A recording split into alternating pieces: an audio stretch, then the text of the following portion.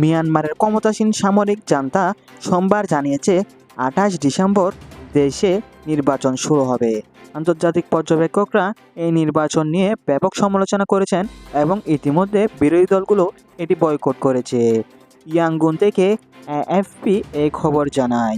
মিয়ানমারের ইউনিয়ন নির্বাচন কমিশন এক বিবৃতিতে জানিয়েছে, প্রতিটি সংসদের জন্য বহুদলীয় গণতান্ত্রিক সাধারণ নির্বাচনের প্রথম ধাপ রোববার 28 ডিসেম্বর 2025 তারিখে শুরু হবে।